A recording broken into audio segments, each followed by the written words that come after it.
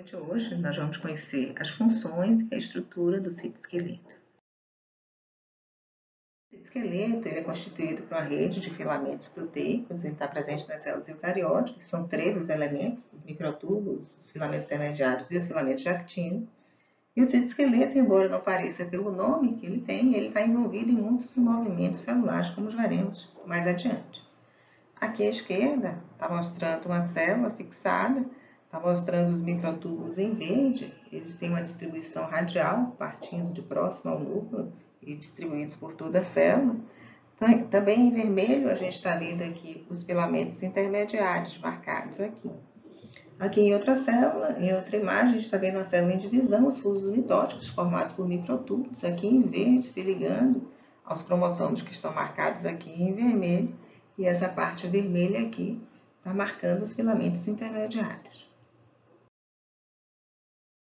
Funções relacionadas ao movimento da célula, tanto o movimento de deslocamento como um todo da célula, como movimentos internos, como segregação dos cromossomos, o transporte de vesículas, tanto na via secretora como endocítica, o movimento de contração muscular. Também o citoesqueleto participa da organização primária da célula, ou seja, a distribuição dos compartimentos membranosos em posições específicas da célula. E nós vamos ver como é que o citoesqueleto participa dessa organização primária da célula. O citoesqueleto é constituído por 3 elementos, os filamentos de actina, também chamado de microfilamentos. Dos 3, ele é o mais delgado, mais fino, tem cerca de 7 nanômetros. Os filamentos de actina aqui marcados em vermelho, eles se concentram abaixo da membrana plasmática, formando o córtex celular, que dá sustentação à membrana. São formados por monômero de actina, que é uma proteína globular, essa vermelhinha aqui, que se associa todas numa mesma orientação, formando o filamento, visto aqui também na eletromicrografia. E esses filamentos de actina participam, como vocês vão ver, em mecanismos de movimento que envolvem deslocamento da célula para o substrato, envolvem também, por exemplo, a fagocitose de um micro-organismo a partir das modificações que ocorrem logo abaixo da membrana plasmática. Os microtúbulos são os mais rígidos dos 3 elementos, eles são longos e ocos, formados por um dímero de tubulina, a alfa e beta tubulina, que assim como os filamentos de actina, essas tubulinas que também são globulares, elas se associam uma atrás da outra numa mesma orientação, de forma que o microtúbulo tem uma polarização estrutural, como os filamentos de actina também.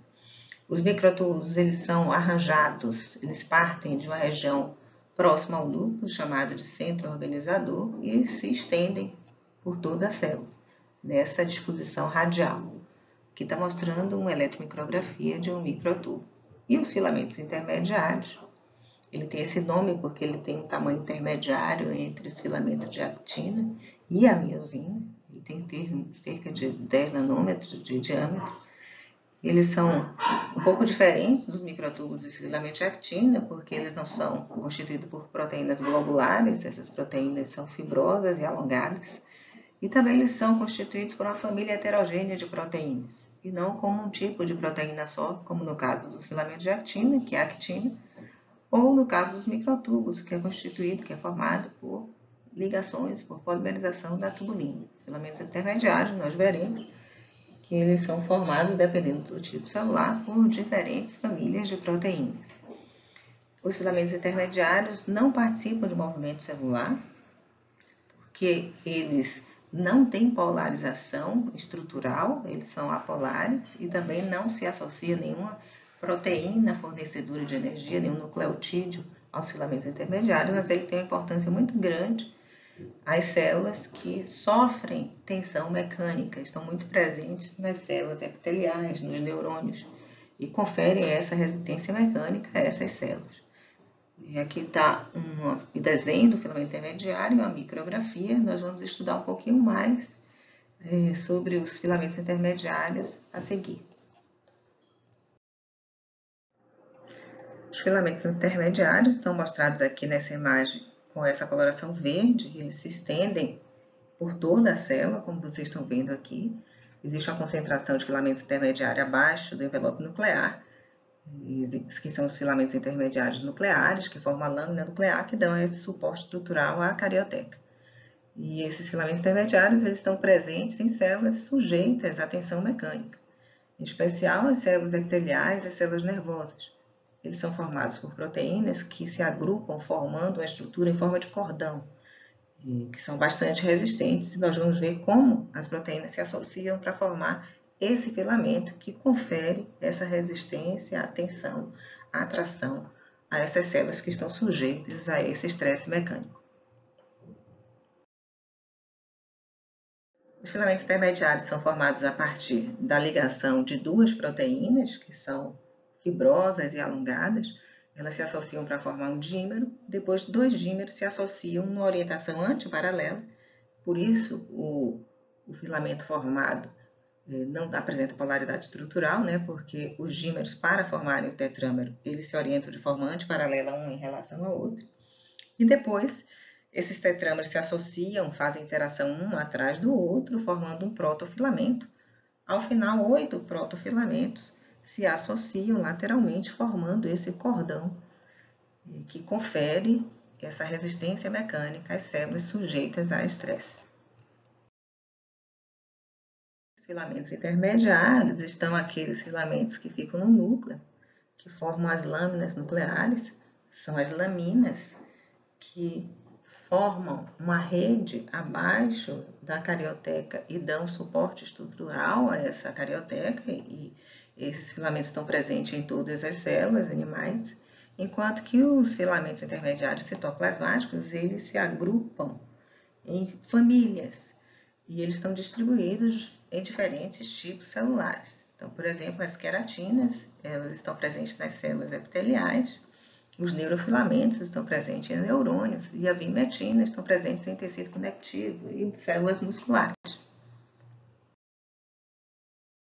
A tabela mostra aqui os diferentes tipos de proteínas que compõem os filamentos intermediários em invertebrados. Então, tem o filamento intermediário presente no núcleo, formado pelas laminas, e essas laminas se associam para formar a lâmina nuclear, que confere essa resistência estrutural à carioteca. Nas células epiteliais tem diferentes tipos de queratina que se associam para formar o filamento intermediário. No músculo, por exemplo, tem a desmina, que proporciona a resistência ao estiramento, por exemplo, da célula muscular.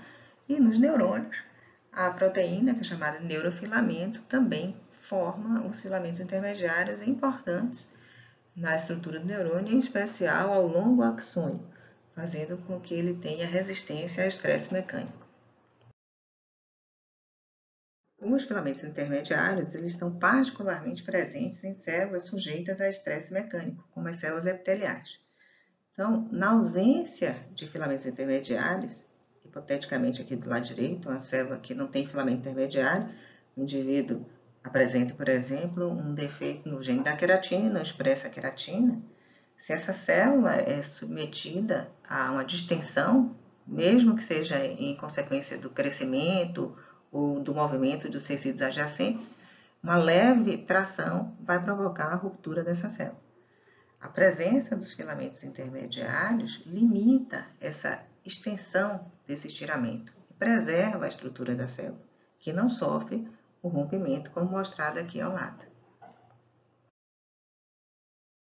Alguns indivíduos apresentam defeito no gene para queratina. E existe a doença chamada epidermólise bulhosa simples, que está relacionada ao defeito no gene da queratina e a não expressão da queratina. Então, isso provoca, a ausência da queratina, provoca o rompimento dessa camada aqui das células basais, das células de epitélio.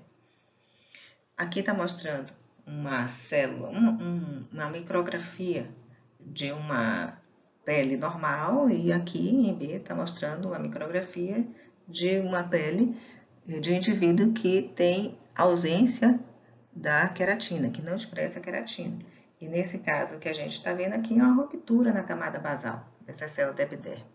Então, ocorre essa ruptura, que está mostrada aqui no desenho, bem aqui onde essa seta está apontando, e como consequência são formadas essas bolhas na pele desses indivíduos.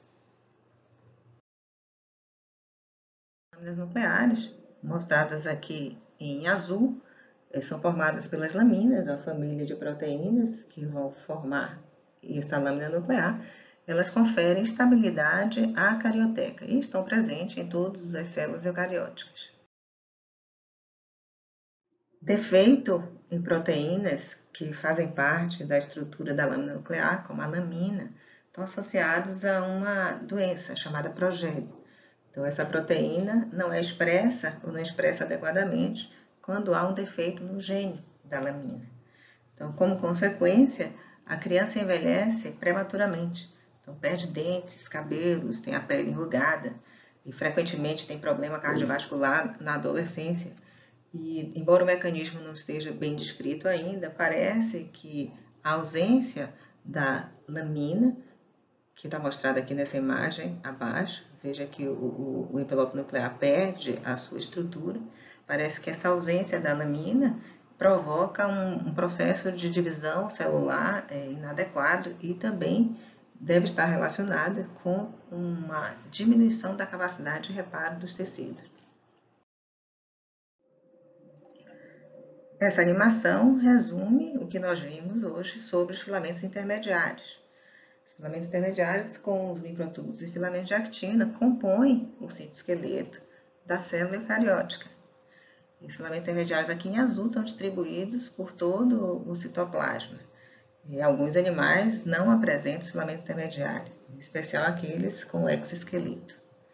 Os filamentos intermediários marcados aqui em azul, eles conferem resistência mecânica às células. Eles não participam de movimento celular. Eles se associam a proteínas lateralmente, formando uma estrutura chamada de desmossomos. Mantém as células epiteliais unidas. Vocês vão ver em junções que também tem o M-desmossomos, que mantém a célula epitelial ligada a elementos da matriz. Os filamentos intermediários impedem o rompimento das células epiteliais, o rompimento provocado por estiramento. E eles têm essa capacidade de impedir esse rompimento, porque eles são constituídos por proteínas fibrosas que se arranjam formando um cordão resistente. Esse cordão ele é formado a partir da ligação de dois monômeros, que são proteínas fibrosas, formando um dímero. Dois desses dímeros se associam em orientação antiparalela para formar o tetrâmero. Esses tetrâmeros vão se associar para formar um protofilamento. E 8 protofilamentos vão se associar lateralmente para formar o filamento intermediário, naquela estrutura em forma de cordão, que vai conferir resistência à atração, resistência ao estiramento de alguns tipos celulares. Aí está mostrando o arranjo dos 8 tetrâmeros que se associam lateralmente e se enrolam como se fosse um cordão. E isso vai conferir resistência a determinados tipos de células que sofrem estão sujeitas ao estresse mecânico, como células epiteliais e neurônios, por exemplo.